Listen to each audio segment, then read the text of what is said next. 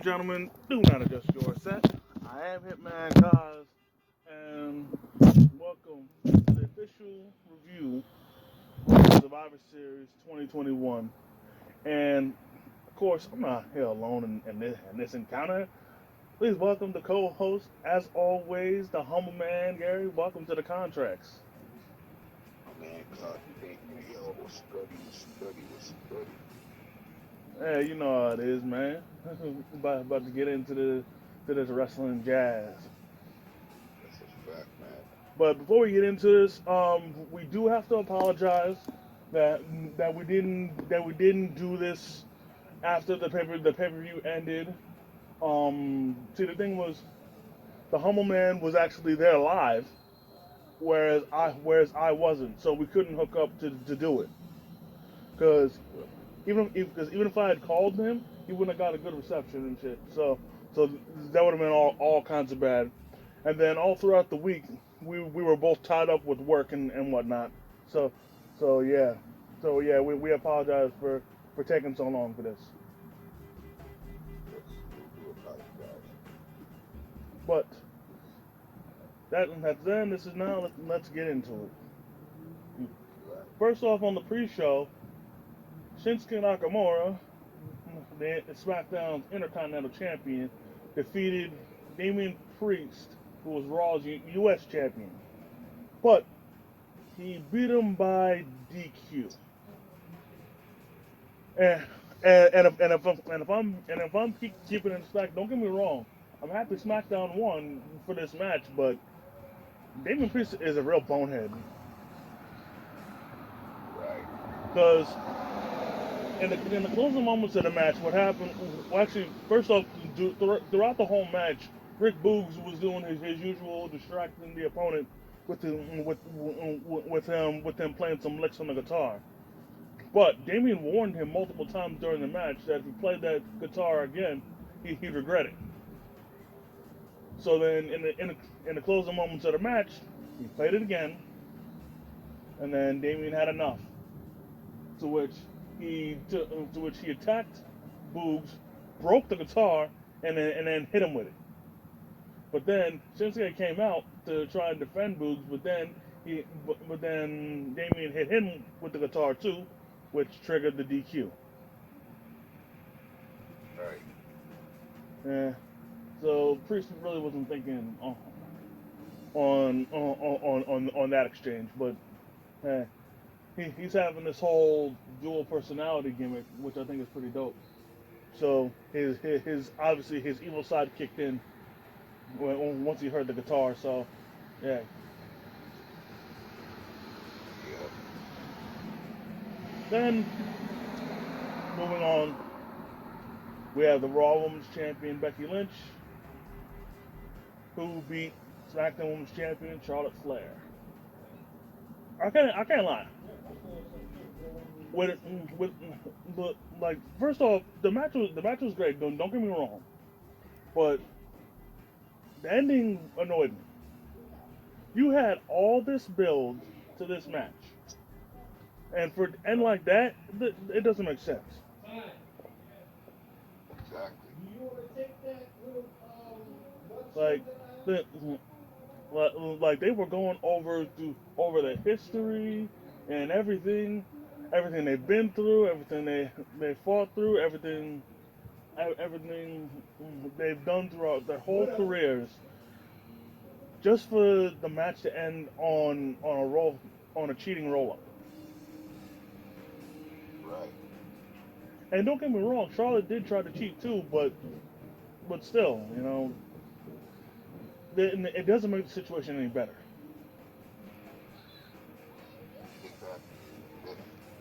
Exactly. Like honestly, it should have ended with either a pinfall in the middle of the ring, or a submission in the middle of the ring. That's the truth. Exactly. And I mean that aside, that aside, it still was a good match. I'm not gonna take that away from them, but still,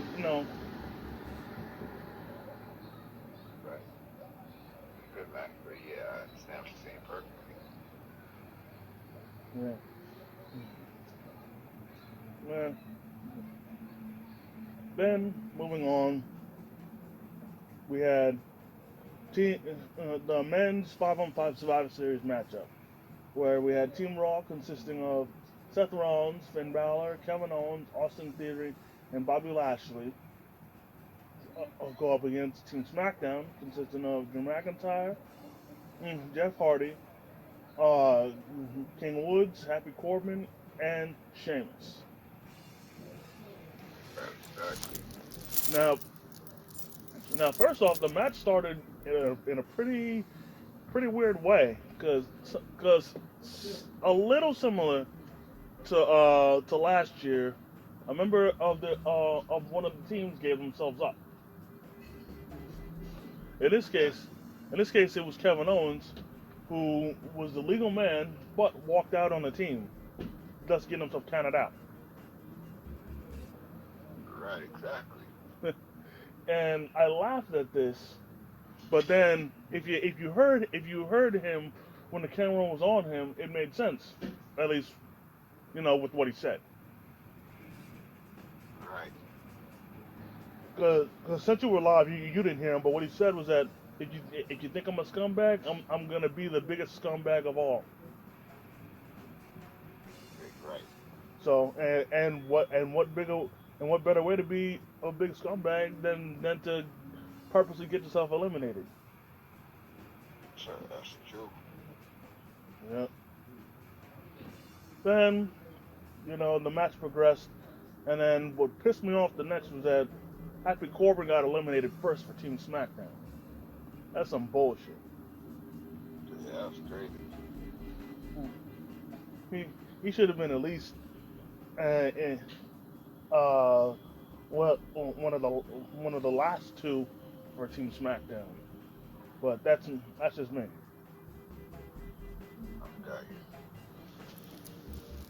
Then a few minutes later, King Woods unfortunately um is is, is put in the hurt lock and he passed out. I think he passed out. Either way, he got eliminated next. Right. Then then what happened next was so weird. That Bobby Lashley and Drew McIntyre, obviously because they had history together, started to get into it. And then when they got into it, they fought outside the ring and whatnot. And then they wound up getting themselves counted out. Exactly. So, I mean, I guess we gotta have this every Survivor Series match. Every Survivor Series match, we gotta have this, don't we? For somebody from both teams to get counted out. Right. That's crazy. Well, but whatever. Then afterwards, freaking Bobby and Drew still weren't through with each other because they were still fighting in the ring until Bobby was outside the ring. Drew was inside the ring, the, daring him to make a move. And then they got inside, scuffled a bit. Bobby got hit with the Claymore, and then they were both gone. Right. And then a few minutes later, Sheamus connects with the brogue kick on to Finn Balor, and then Balor gets the boot. But then Sheamus gets eliminated by Austin Theory. I forget how though. But then a few minutes later, Theory eats a twist of fate and a swanton, courtesy of Jeff Hardy. He's out. And oh man, I really wish that Jeff would have brought it on home for SmackDown.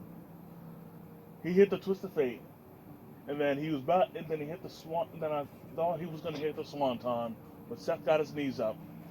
Ah, and then that set him up perfectly to get hit with the curb stomp for Seth Rollins to bring it on home to Team Raw. Oh, this was so frustrating because I wanted Jeff to bring it on home. The crowd wanted him to bring it on home, man. You saw, you know how loud that crowd was. You were a part of that crowd. Exactly.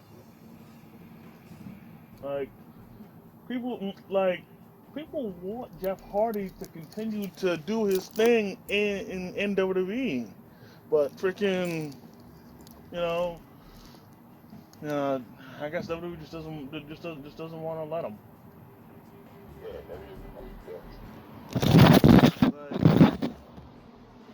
Like, I hate to be preaching to the crowd, but he does deserve better than what he's got right now. Jeff, right? Yeah, Yeah, he really does. like I don't want to be preaching to the choir, but yeah, he does. I mean, don't get me wrong. He's done damn near everything, but still, you know. Right. Anyways, moving on. We had a 25th anniversary in honor of The Rock, because so it was 25 years ago to that day that The Rock made his debut in WWE, or WWF if you want to be technical. But yeah, Right. and this match was pretty. This battle royal itself was interesting because freaking had a lot of big dudes in there.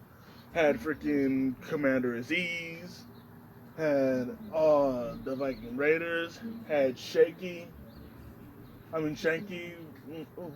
comes up with these names? Like seriously, who comes up with these names?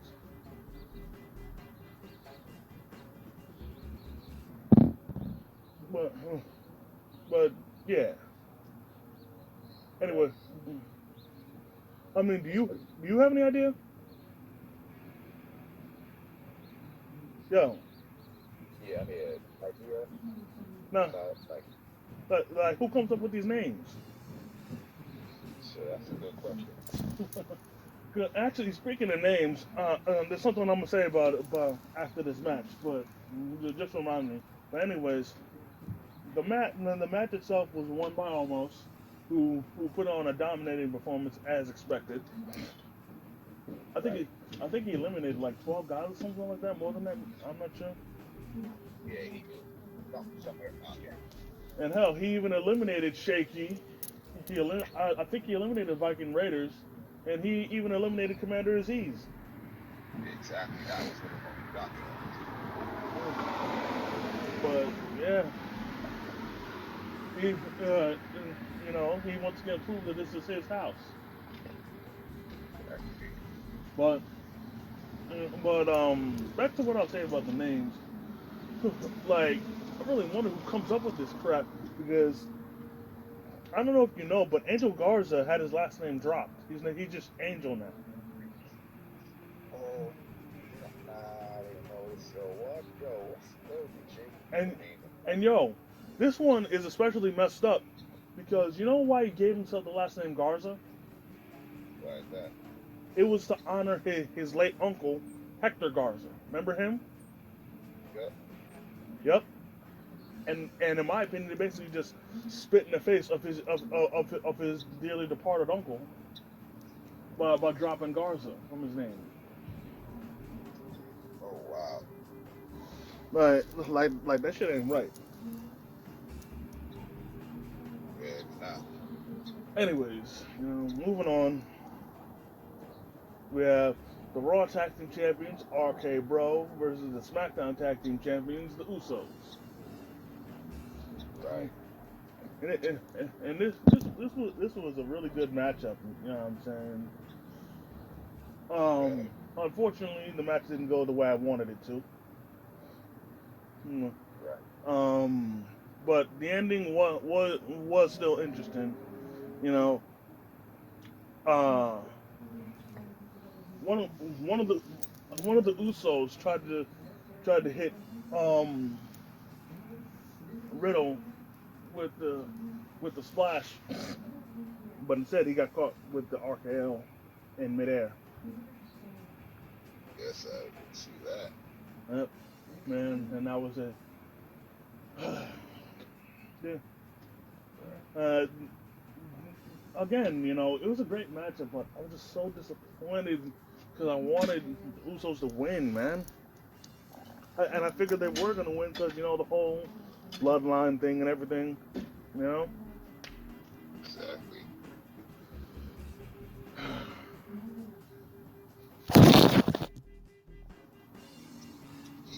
He's Usos. Yeah, man, the Usos, man. I wanted either them or RK Bro to win. Insane, bro. Yeah, I mean they were the only ones in the match, but hey. Then we have the 5-on-5 Women's Survivor Series match, where Team Raw, consisting of Bianca Belair, Rhea Ripley, Liv Morgan, Carmella, and Queen Zelina, faced off against Team SmackDown, consisting of Sasha Banks, Shayna Baszler, Shotzi, they dropped their last name, Natalya, and Toni Storm. Right. And, why do they have to drop her last name? Exactly. She was just fine as Shotzi Blackheart. Exactly. But, fine, I'll ignore that. The first elimination literally comes in like the first minute. Carmella wasting time, getting her, doing her best imitation of mask Cody Rhodes, trying to put her mask on, but she's taking too long, and then she eventually gets rolled up. Right. That was such a even though that wasn't that long, that was still a waste of time. Right. Exactly. Then then next up, we got a bit of wrestling in, to which Queen Zelina got eliminated, also by Toni Storm, and Gotcha. she, she starts to pick up. Then afterwards, Toni Storm gets eliminated by Liv Morgan. She then she's bragging and shit. Then then she got eliminated by Sasha Banks. Then Exactly. then we skip ahead, and Rhea Ripley then gets eliminated by Shayna Baszler. And at this point, um, Team SmackDown is at a 4-1 advantage. And then because Sasha has such a nasty attitude, the rest of Team SmackDown got sick of it and purposely got her counted out. Exactly. Personally, I don't. Personally, Sasha Banks fans, I don't give a fuck what y'all say at this point. Freaking, she deserved to get eliminated like that. She let the team captain bullshit go to her head and shit. So I don't care what y'all say. She deserved to get counted out. But what pissed me off next was that they they had they had Bianca pull the whole Superman act and come back from a 3-1 deficit to win it for Team Raw. Oh, that fucking pissed me off big time. I got you. I wouldn't blame you for being pissed at that. Because if anything, she should have got put to sleep by Shayna Baszler. But no, they wanted her to go to distance. And don't get me wrong, I like Bianca, but come on, man, what the fuck? Like, Right. and and also before then, after RK Bro beat the Usos, freaking Raw won for the night because they won most of the matches. But no, they just had to put more salt in the wound by fucking uh, having Bianca Belair be Superwoman. like, like, like that, like that was shit. Straight up, that was shit. Yeah, it was. And actually, yo, I was so pissed, I almost didn't want to watch Raw. Like, I legit almost didn't want to watch Raw. Oh wow. Oh, So but moving on, moving on. We have the main event. We have from SmackDown, the Universal Champion Roman Reigns taking on from Raw the WWE Champion Big E. And once again, Big E proved his worth as a main event player. yes. He brought the fight and then some to Roman Reigns. They put on a great matchup. Big E did his thing, man. And Right. and I'll admit, had his knee not have gave out, he probably would have won. Right. But unfortunately, his knee gave out, left him wide open to the spear, and Roman won. And honestly, this will probably be the only time that we have Roman won on a pay per view, just because it was for SmackDown. You know, Right. but uh, but overall, this this this really pissed me off. This pay per view.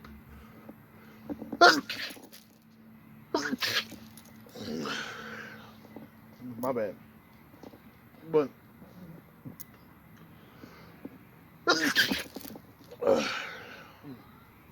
like this whole pay per view pissed me off.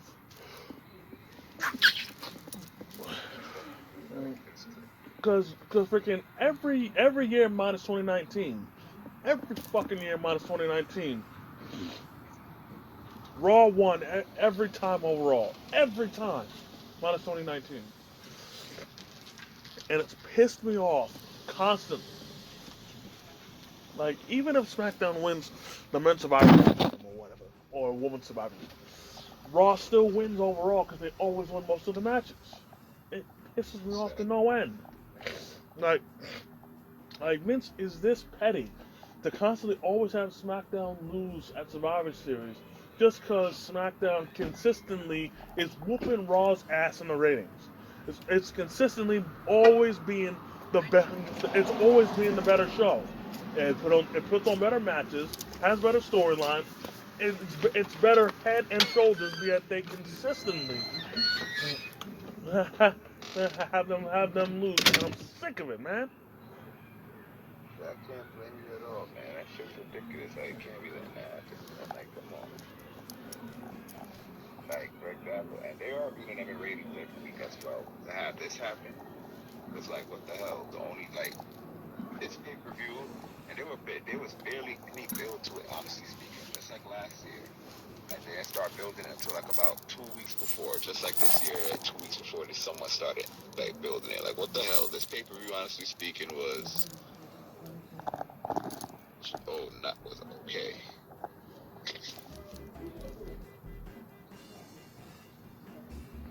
Yeah. It was okay. But anyways, we're gonna end the portion of the reviews right here.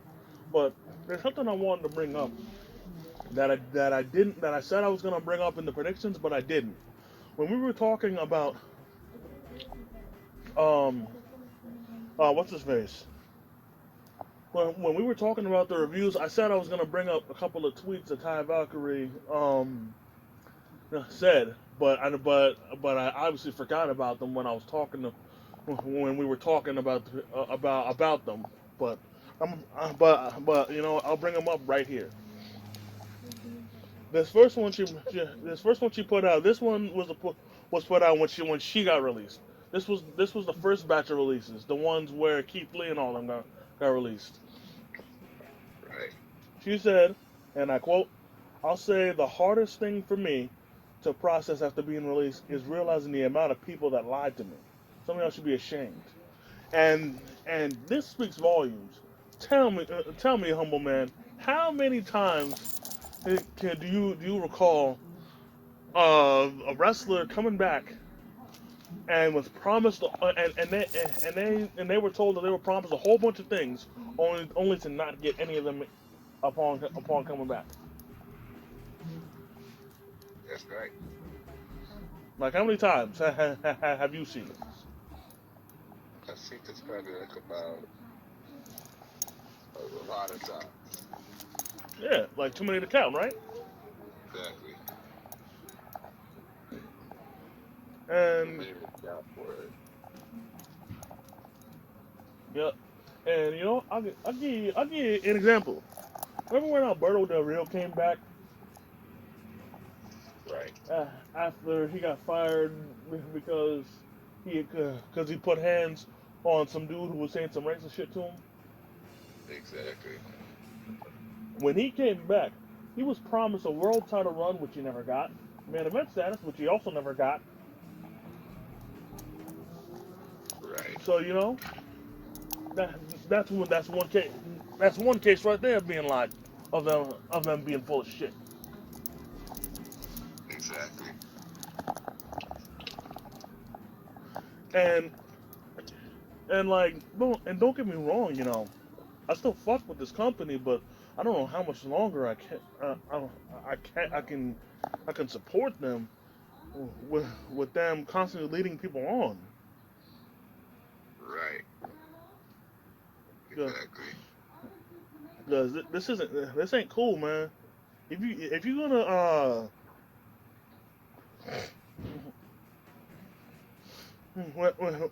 like if you're gonna freaking promise somebody, follow through with it. Exactly. Like,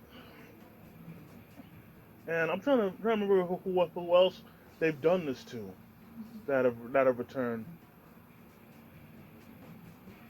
but Exactly.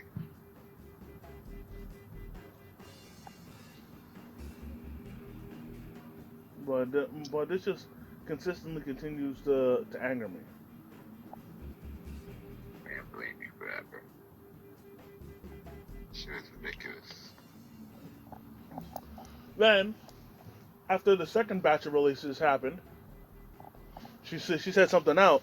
She said something else which she was spot on about too, which was stop supporting a company that has zero respect for their talent.